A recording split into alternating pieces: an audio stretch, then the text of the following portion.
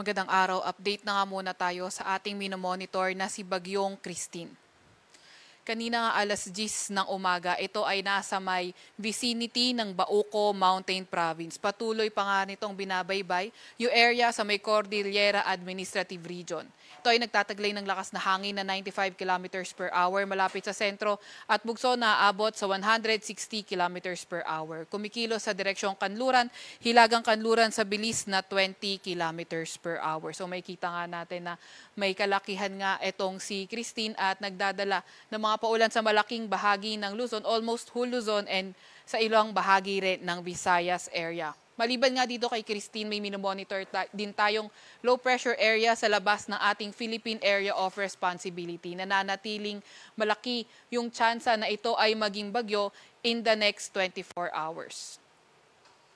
Para naman sa track nitong Christine, may kita nga natin itong area na ito yung may mga malalakas na hangin at itong naka-enclose na area ay tinatawag nating area of probability. So kapag magkaroon ng shift northward or southward yung bagyo, dito pwedeng mapunta yung kanyang sentro. So kagaya nga na nabanggit natin noong mga nakaraan ay naglandfall itong si Christine sa may Isabela area ng 12:30 a.m.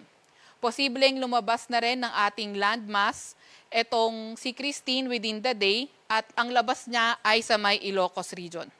Patuloy itong kikilo sa direksyong west-northwest over the Philippine Sea at posible nang lumabas ng ating Philippine Area of Responsibility tomorrow afternoon. So habang binabaybay nga nito yung landmass ng Luzon, posibleng humina ito at hindi natin tinatanggal yung possibility na ma-downgrade ito into a tropical storm category.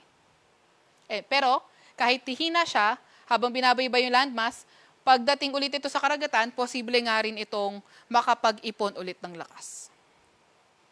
Dahil nga kay Christine, nakataas pa rin ang Tropical Cyclone Wind Signal number 3 sa may Mountain Province, Ifugao, Benguet, northern portion ng Nueva Vizcaya, southern portion ng Ilocos Sur, or southern portion ng Ilocos Sur, La Union at Pangasinan. Signal number 2 naman sa may Cagayan kabilang ng Babuyan Islands, Isabela, sa may Quirino, nalalabing bahagi ng Nueva Vizcaya, Apayao, Kalinga, sa may Abra, Ilocos Norte, nalalabing bahagi ng Ilocos Sur, Nueva Ecija, pati na rin sa may Aurora at Bulacan area.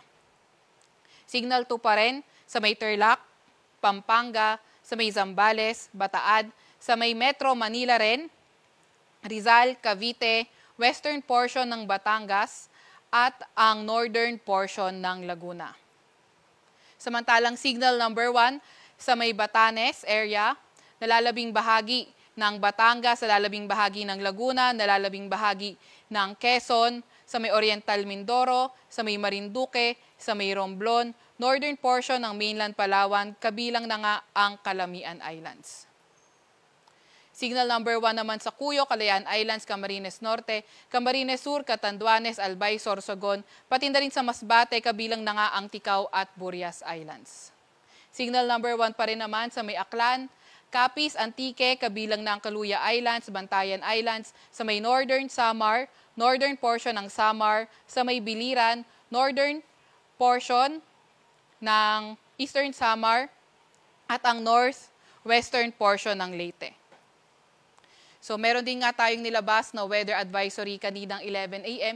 kung saan may mga malalakas na pagulan na maidudulot itong binabantayan nating si Bagyo Christine. So ngayon, araw, asahan natin more than 200 millimeters of rain. So mga malalakas na mga pagulan nito, intense to torrential rains sa may Pangasinan, Zambales, La Union at Occidental Mindoro.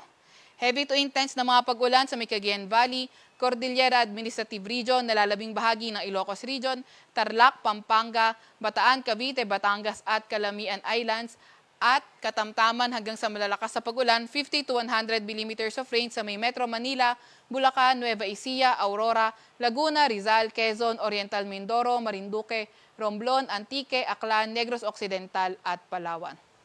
Bukas naman ng tanghali, hanggang Saturday ng tanghali, may mga malalakas pa rin tayo inaasahan na paulan, heavy to intense sa may Pangasinan, Zambales at La Union, moderate to heavy naman sa nalalabing bahagi ng Ilocos Region, Cordillera Administrative Region at sa may Bataan area. So, sa mga elevated areas at mountainous areas, posible nga mas mataas yung ma-record nating number ng pag-ulan. At sa mga nakatira sa mga landslide at flood-prone areas, pinag-iingat natin sa mga banta ng pagbaha o pagguho ng lupa. Yung mga kasamahan natin sa Regional Services Division patuloy na maglalabas ng mga rainfall advisory, thunderstorm advisory o hindi kaya heavy rainfall warning kung kinakailangan.